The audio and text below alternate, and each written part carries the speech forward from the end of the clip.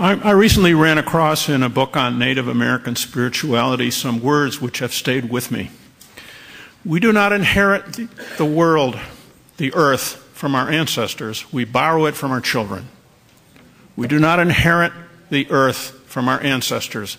We borrow it from our children. And in the United States, which produces something like 25% of all of the greenhouse gases that the world turns out every year, the Environmental Protection Agency is under attack in Congress. And when asked about climate change, the currently leading candidate of one of our political parties to get nominated for president said that putting the economy at risk based upon unsettled scientific theory is nonsense. The truth is that our environment is in serious trouble. And Bill McKibben has been on a mission going back 20 years, more than 20 years, to educate people like us to what is happening to the world. His first book, The End of Nature, came out in 1989, and there have been 11 more. The latest last year, Earth, in which he writes that massive changes to the Earth are now unavoidable, and human beings are going to have to learn to live very, very differently if our species is going to survive at all. In 2008, Bill McKibben co-founded 350.org, which has organized a number of major public actions in countries around the world, in 188 countries, with the help of volunteers. And there is another event coming up 2 weeks from today called Moving Planet, which is a call for the world to move beyond its reliance on fossil fuels. On August 22nd, he was released from jail after spending 4 days having been arrested as a part of a protest in front of the White House in Washington against a proposal to build a pipeline to bring Canadian tar sands crude oil down to the United States for refining. He has been called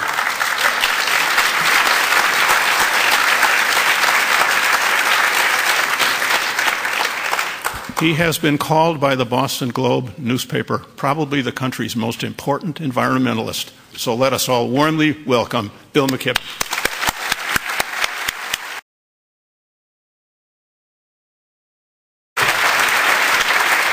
Thank you all immensely. Thank you all.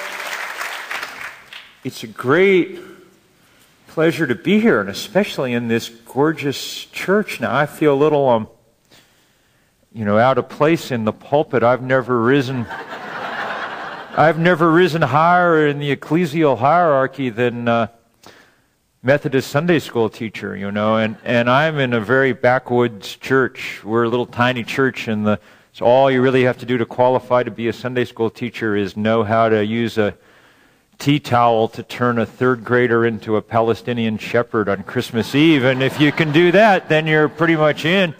So, on the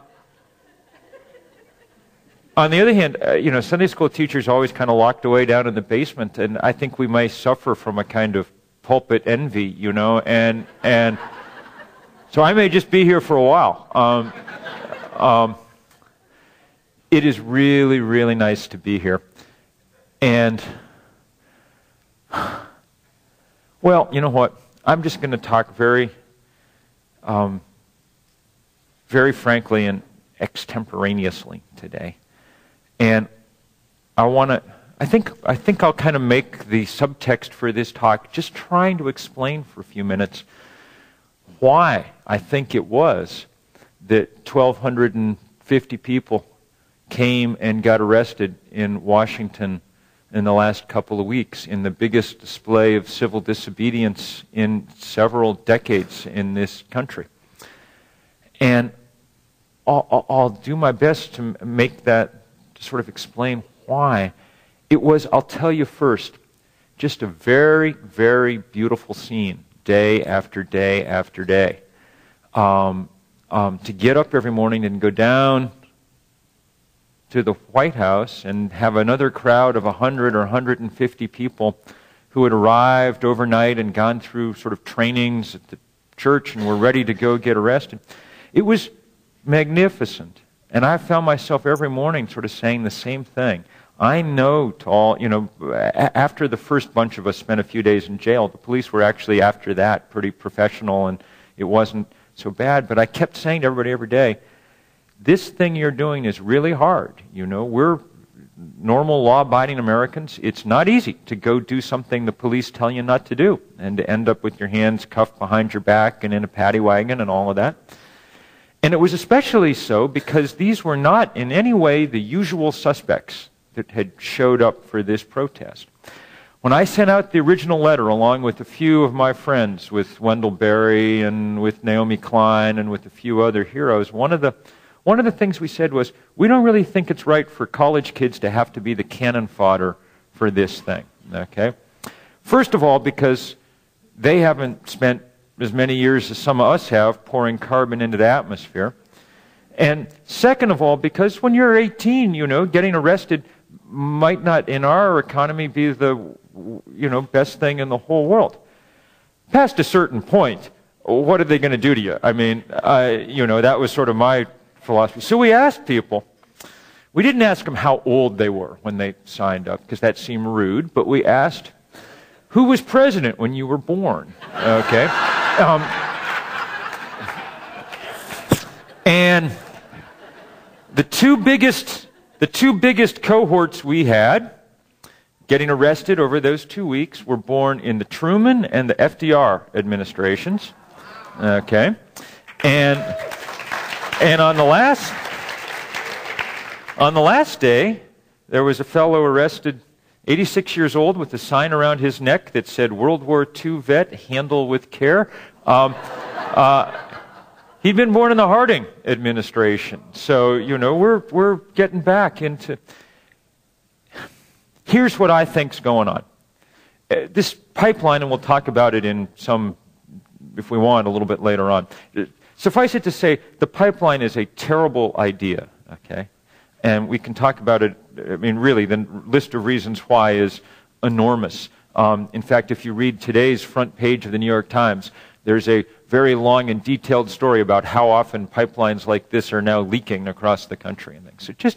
But the reason that people showed up was because there are all kinds of people in this country who realize that climate change is the biggest problem we've ever faced, and that we're losing this fight, and that we've got to start doing something about it. And I think, bottom line, that's most of all where people were coming from. And that's what I want to talk about for a minute. I'm going to be depressing for a minute, because I'm going to report to you where we are scientifically. You need to know it, okay? And I'll end up, I hope, on a more hopeful place. I'm aware that my professional life is mostly to be a kind of bummer-outer for people, and that, I apologize for that. But I wrote the first book about climate change 22 years ago, a book called The End of Nature. We knew most of what we needed to know then about climate change. We knew that when you burn coal and gas and oil, you put carbon dioxide into the atmosphere, and we knew that the molecular structure of CO2 traps heat that would otherwise radiate back out to space. Pretty straightforward. The only thing we didn't know was how fast it was all going to pinch. And unfortunately, the answer from the last 20 years is pinching harder and pinching faster than we thought 20 years ago. That's for two reasons. One, scientists are by their nature conservative and cautious. They underpredict instead of overpredict. Secondly, we didn't really understand, and I think this was as much a psychological thing as anything else, how finely balanced the planet really was. We spent the last 10,000 years in what scientists call the Holocene, a period of benign climatic stability where temperature varied very little, and because CO2 concentrations varied very little. That was the period that underwrote the rise of human civilization. We're out of the Holocene now. Sometime in the last 10 or 20 years, we crossed decisively from that period of stability into something else. So far, human beings have raised the temperature of the planet 1 degree, and we've added about 3/4 of a watt extra solar energy per each square meter of the Earth's surface. Okay? Neither of which sound like all that much, but they turn out to have been enough to cause very large-scale change. This last book of mine, Earth with the funny title, to EAARTH, you have to kind of pretend you're Arnold Schwarzenegger to pronounce it correct, sort of Earth. That reason for the title is simply that we've already taken the planet and changed it enough that it deserves at least a slightly different name. I mean, same number of continents, gravity still works, but the oceans are 30% more acid than they were 40 years ago because the chemistry of seawater changes as it absorbs CO2. People here remember those first pictures that came back from the Apollo mission of the Earth, the first glimpse we had of it, this kind of blue-white, beautiful marble floating in deep black space. Do you remember those pictures? Those pictures are as out of date as my high school yearbook picture is. Although, come to think of it, for the opposite reason, there is a lot less white up top on the planet than there was then. About 40% less sea ice in the Arctic in the summer than there was in the late 1960s. The Earth is full of these kind of proofs, and I won't bother you with them. I'll just tell you what's happened in the year and a half since it came out, because that works just fine to give you a sense of what's going on. 2010 was the warmest year for which we have records. 19 nations set new all-time temperature records last year. Some of them were colossal. We were on the phone about July before this one with our 350.org colleagues in Pakistan. One of them said, very hot here today. I was surprised to hear him say that because it's always hot in Pakistan in the summer. Why would you know? He said, it's very hot here today. We just set the new all-time Asia temperature record. It's 129 degrees here today. Like, okay, that's hot. I don't know how hot it gets in Walnut Creek in Vermont where I live. It doesn't get to be 100, but if it gets anywhere close, rest assured we are all bitching and moaning. Add 30 degrees to that, and then for 98% of Pakistanis, subtract all the air conditioning, and you've got some sense of the world that we are building. When you put in heat like that, bad things start to happen. The Arctic continues to melt apace. We're within a few days of the annual Arctic ice minimum, and it looks like it'll tie or beat the record set in 2007. The volume of Arctic sea ice is at its lowest place ever.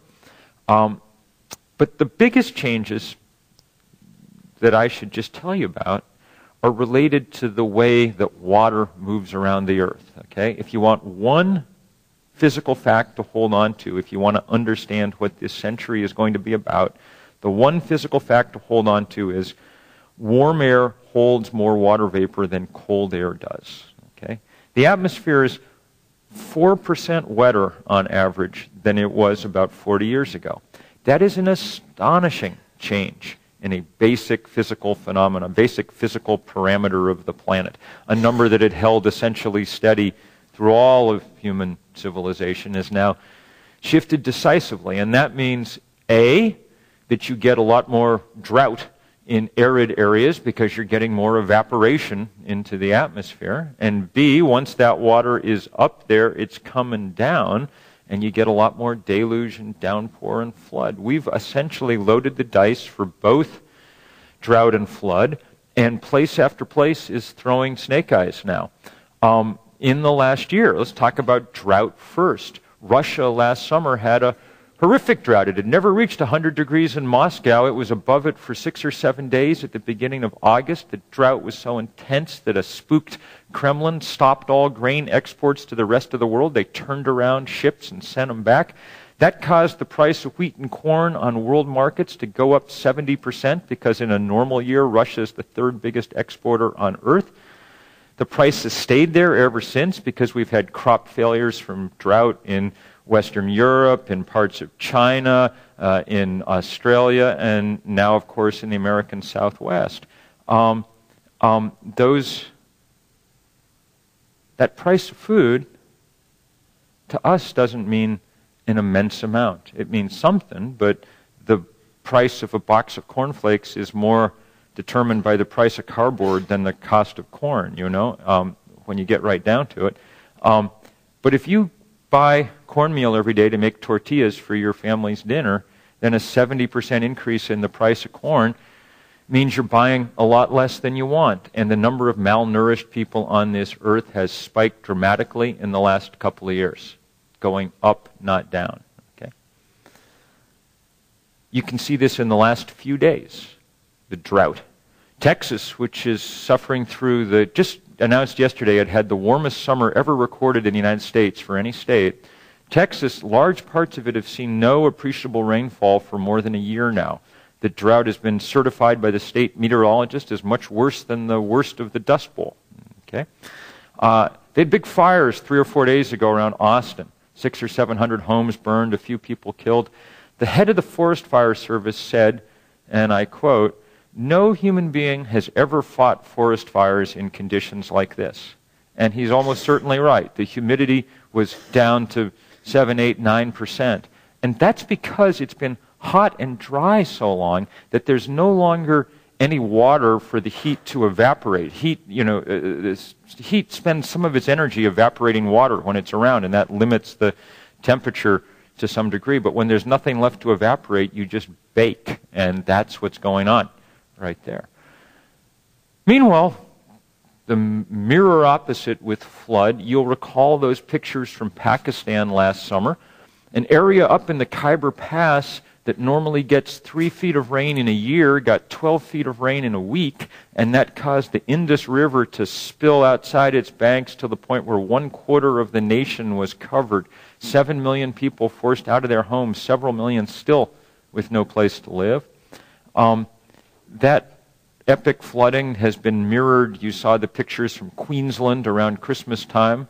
And then, of course, you saw the amazing images from the Mississippi and the Missouri river basins this year. Here, more water came down those rivers than has ever come down them because there was record snowpack.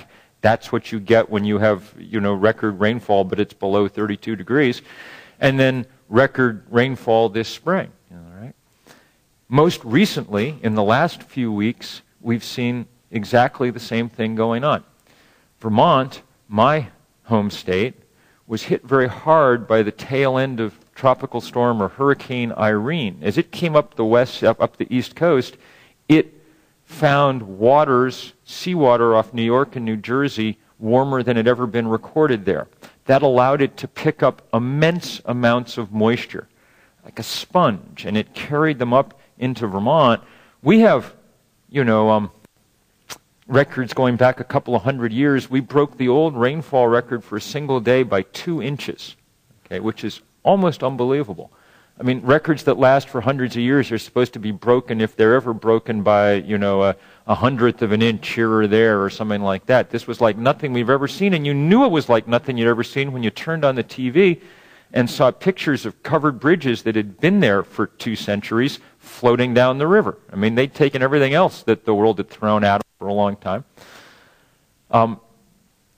Vermont's in ruins, much of it. The town next to me you can't even get to still. It's a horror, and it's a horror that's being repeated. 2 days ago, the remnants of Tropical Storm Katia and Tropical Storm Lee came up through the mid-Atlantic into Pennsylvania and New York and dropped again unbelievable amounts of water. Binghamton, New York, right there on the Pennsylvania-New York border, okay, broke its all-time one-day rainfall record by 60%. Okay, this sort of stuff is not supposed to happen. It couldn't have happened on the old planet that we lived on. Okay, it only happens now because that rain is falling, in essence, on a different planet than those forests and roads and bridges and everything else grew up on. I'll end the depressing part of this by saying a couple of things. One, there's an ethical dimension to all of this because not everybody in the world has played an equal role in causing this problem to happen. Indeed, in Vermont and in Texas, at least for the moment, we have enough money to at least begin to try somehow to cope with this, not easily, but try. But not in Pakistan and not in the places. There's an almost inverse relationship between how much of the problem you caused and how hard you're being hit early on. The 5% of 4% of us who live in America are responsible for about 40% of the greenhouse gases in the atmosphere at the moment, because we've been doing this so long and because that CO2 lasts in the air for about 100 years. Okay. The other thing to bear in mind is we're just at the start. We've raised the temperature of the Earth 1 degree, as I said. The climatologists tell us with great confidence that unless we get our act together very quickly, and by getting our act together, I mean get off coal and gas and oil far more quickly than any government plans to at the moment, that number will be 4 or 5 degrees before the century is out. There's no reason to think that human civilization can cope with that.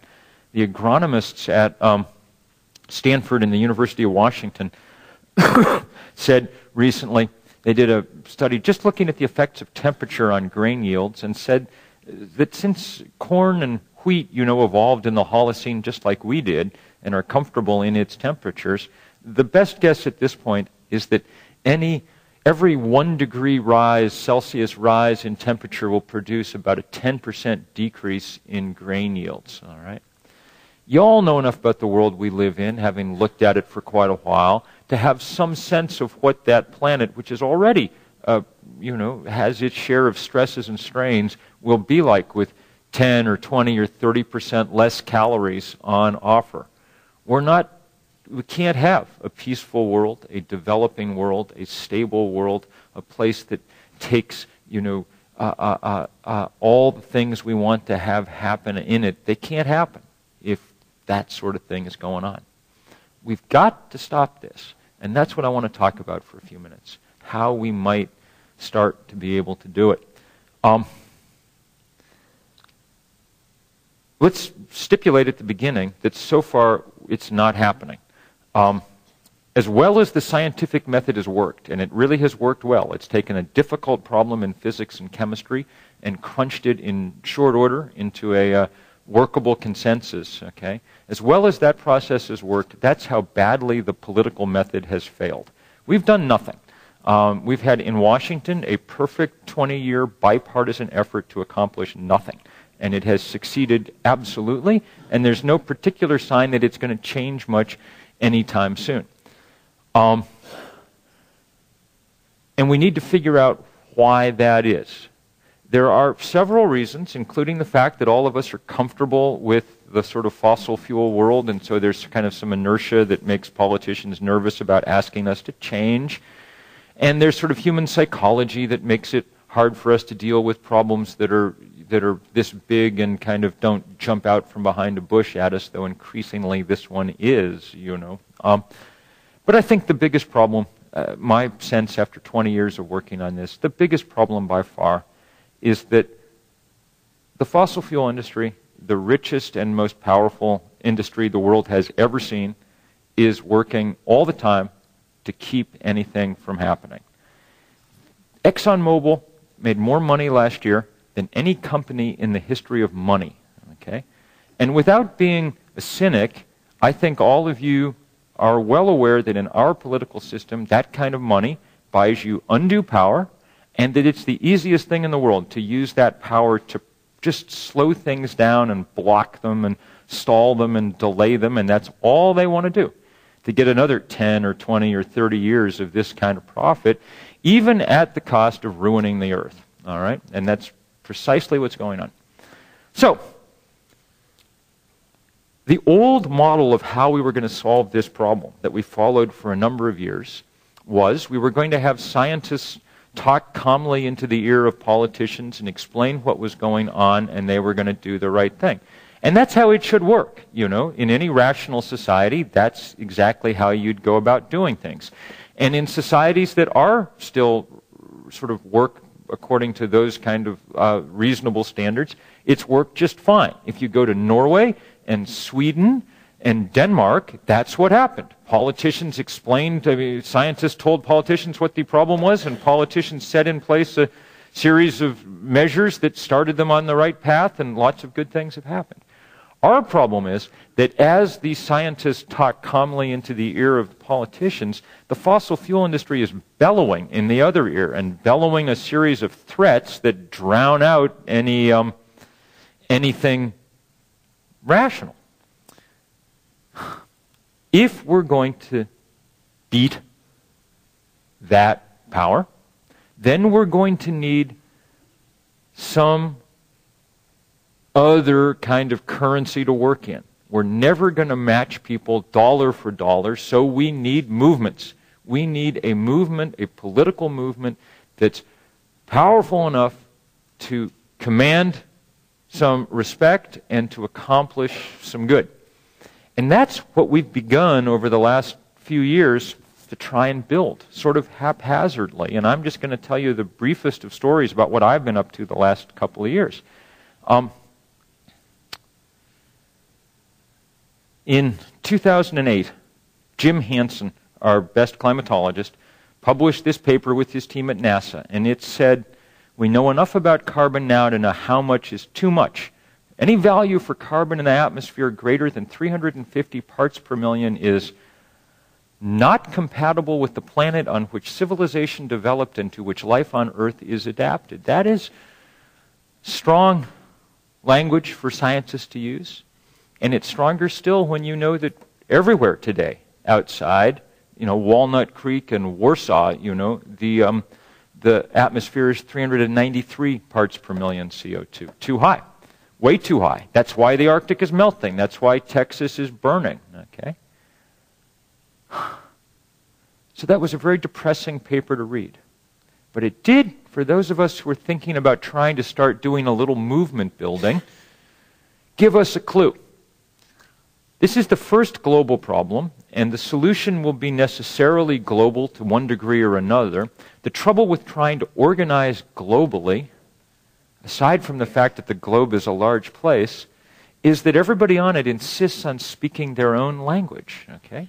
And this makes it difficult. It makes it difficult even if you have all the money on Earth. Coca-Cola, which has all the money on Earth, though less than the oil industry, at the moment their slogan is Coke is it. Okay? A slogan with no meaning at all. And the reason is that their last slogan, some of you like me are old enough to remember when their slogan was Coke adds life. Okay? And the problem with that when they translated it all over the world was they were putting up billboards that said Coke brings your ancestors back from the dead. Okay? And this was an ineffective sales pitch in many places, all right? That was the problem, that's the problem anybody faces who wants to work globally, and it struck us that this number that NASA had offered up might be of use. Arabic numerals translate. 350 means exactly the same thing in California and in China, okay? So we took it and set to work. It was good we had that small advantage, because otherwise it was me and 7 college kids who had gotten out of Middlebury, where I teach a little bit, the year before. So they were 22. They weren't college kids anymore. They were graduates. And there were 7 of them. We had no money. We had no organization. But there are 7 continents, so that was a good match. Each one of them took one. The guy who got the Antarctic also had to do the internet, because it's kind of its own continent, and off we went. And our job was to find people we thought like ourselves around the world. Now, in many places, there's no sort of category of environmentalist, okay? But everywhere there are people who are worried about food and agriculture, about public health, about peace, about women's issues, about social justice, about all the things that you can't have on a disintegrating world. The kind of things that no one's working on in Pakistan right now because they're still in the kind of let's put a tarp over people's head kind of mode after the floods last year. All right. So we went out everywhere, and we did training camps everywhere for young people. We did one in Turkey for Central Asia, and one in the Caribbean, and one down in Johannesburg. We brought a couple of kids from almost every country in Africa down. Most had never left their country before, been on an airplane or anything, but they came down to Johannesburg, and they were born organizers. Really good. And they fanned back out across the world. We didn't hear from a lot of them for the next few months because the internet's still notional in a lot of places. You can't just Skype anybody and you want instantly in Africa all the time. But we knew they were working. And we told everybody we're going to take one day to sort of start this off, October 24th, 2009. Okay, so a little less than 2 years ago. And we said, you've got to do something on that day that'll make a difference. Take this number and kind of introduce it to the world. We didn't know how it would go. We got the first sense, is there by any chance a glass of water out there any place? I'm dry as dust. I'm sorry. I'm going to start coughing, I'm afraid. We didn't know how it was going to go. Thank you very much. That's fantastic. Thank you.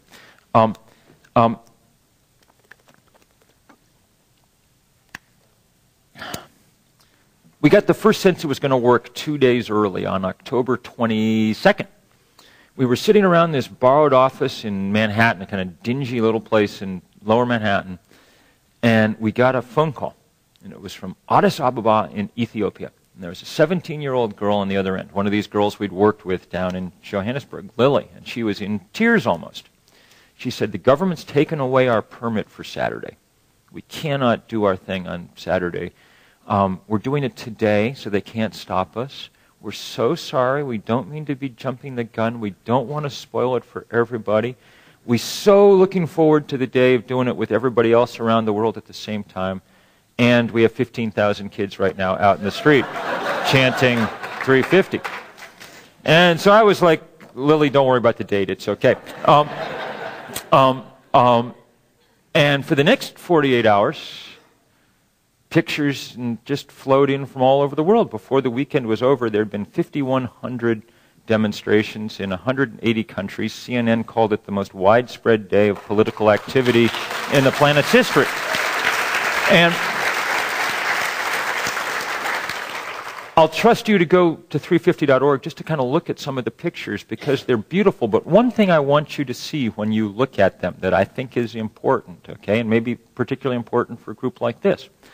One of the tropes, one of the things I've heard people say many times over the years is that environmentalism is a luxury for rich white people who have taken care of their other problems, and that people who have to put food on the table every day can't worry about it, and so on and so forth. It turns out that that is not true. Most of the people we work with around the world are poor and black and brown and Asian and young, because that's what most of the world is made up of. And oddly, they're just as interested in the future as anybody else, maybe more so because the future is pressing down harder on them than it is on us. And so it was remarkably moving to see those pictures flow in from every corner of the planet and from every religious tradition, every kind of cleric you can think of, and every kind of... It was beautiful, just beautiful, and heartbreaking sometimes to see people in places who had done nothing to cause this problem and yet were willing to be deeply engaged, and to see people in places who probably are going to lose this fight even if we do almost everything right from here on in. Probably our best base of support in the whole world is the small Indian Ocean country of the Maldives, close to paradise. 1,200 islands strung across the equator, white sand beaches, palm trees, continuously inhabited, a culture going back almost 5,000 years. The highest point in the Maldives is about 1.5 meters above sea level. There's very little reason to think that they will make it through the century intact, but by God, they're trying. There will be the first completely carbon-neutral country within a few years. They're building windmills as fast as they can, and they're engaged in this political fight. It's an entirely Muslim nation. The president, Mohammed Nasheed, taught his whole cabinet, men and women, how to scuba dive so they could go down and hold an underwater cabinet meeting on their dying coral reef to send this 350 resolution out to the UN, you know? It was powerful. That's really what leadership looks like, you know, and a good reminder to us of what it looks like. In any event, I wish I could tell you that all this great activity had carried the day. 6 weeks later, there was this big UN climate meeting in Copenhagen, which you'll vaguely recall, all right? And in certain ways, it was good. We convinced 117 nations to sign on to this 350 target. Since we'd started 18 months earlier with 7 college kids, we considered that all right, you know. This network of people around the world had done their thing. But of course, they were the wrong 117 nations. Okay? They were all the poor ones, and all the rich and addicted ones, led by our own, were unwilling to do anything. And so the movie did not end the way that it was supposed to end, and the whole thing was a failure and a fizzle. And I was worried after that people might get discouraged, and I was even more worried 6 months later when the U.S. Senate, then still in the hands of the Democrats, with 60 Democrats, refused to even take a vote on the most tepid, tame, mild, moderate climate bill you could even imagine. These guys were so terrified of the oil companies that they would not even take a vote. And I thought, no one's going to want to do.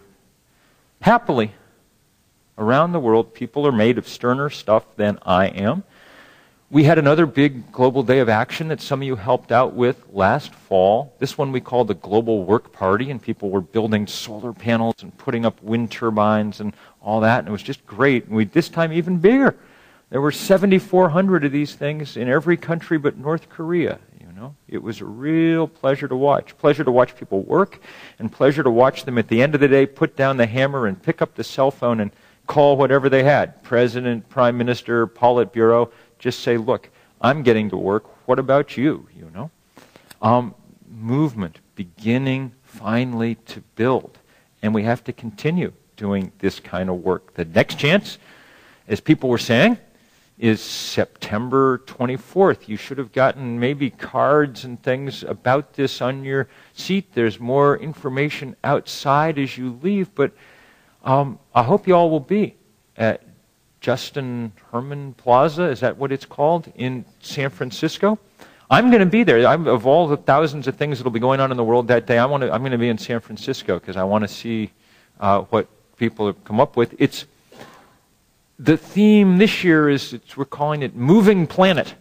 And all over the world, people are talking about transportation in various ways. And the symbol that's kind of emerged in many ways as the symbol of it all is the bicycle. Because bicycles are actually an important part of the solution to this thing. The only really good thing about being in Copenhagen for those talks was seeing a city where 40% of people commute to work on bicycles. Okay, there was an article in the Times the day before yesterday about how bicycle congestion was becoming a serious problem in Copenhagen. We should have such problems. Okay, that's a really good sign. Bicycles part of the solution.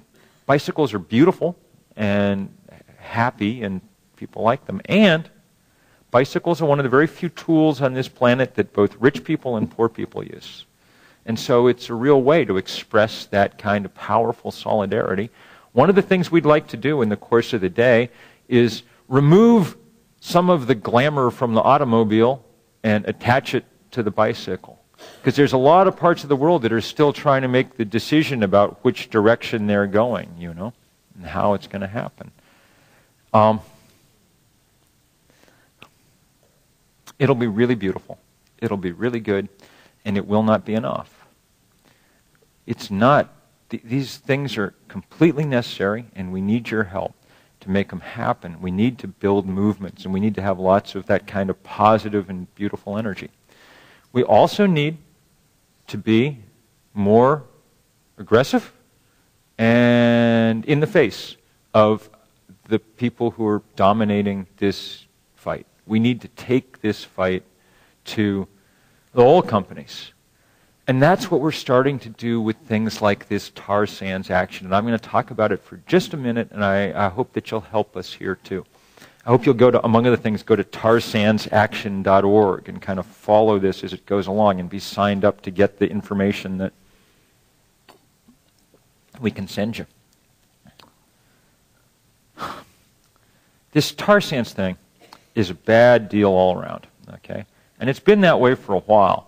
There's a kind of European nation-sized chunk of land up in Alberta that's been torn up, and the lives of the indigenous people up there wrecked as people start to look for this oil that's mixed in with the sand down below. So we should have probably rallied around this some years ago out of love for our native brothers and sisters, and I didn't, because there's always 1,000 terrible things going on in the world, and it's hard to get to each one of them. But this year, this kind of moved into the forefront because plans emerged for this giant pipeline down to the Gulf of Mexico that will dramatically accelerate the rate at which we're getting oil out of there. And because that same Jim Hansen at NASA and his team finally did the calculations for how much carbon there is up there. Okay. Turns out that those tar sands represent the second largest pool of carbon on planet Earth. The oil fields of Saudi Arabia are number one. Now, when we found the oil fields of Saudi Arabia 70 or 80 years ago, we didn't know a damn thing about global warming, so it made sense that we plumbed them and, turned it all into gasoline. And as a result, the atmosphere is 100 points higher, 100 parts per million higher in CO2 than it was, okay? And the temperature's raised a degree, and we're in the trouble we're in now. So the question is, having found the second Saudi Arabia, are we just going to do the same thing all over again? Okay? Because now we know what a bad idea this is. Okay? If you were able to burn, which happily you can't, if you were able to burn all the oil there tonight, okay, in some big, huge conflagration, there's enough carbon up in the tar sands of Alberta to raise the atmospheric concentration of CO2 another 150 points, from 390 parts per million to about 540 or something like that. Okay? Jim Hansen at NASA said, and I quote again, if we get heavily into this tar sand stuff, it's essentially game over for the climate. Okay? That's about as much warning as really any civilization should need. Okay? Don't do this. And there's a chance, just a chance, that we won't do it. Because for once, President Obama gets to make this call himself without our dysfunctional Congress in the way. Okay? He'll get to decide whether or not to sign what's called a Presidential Certificate of National Interest. So that's why people went to get arrested.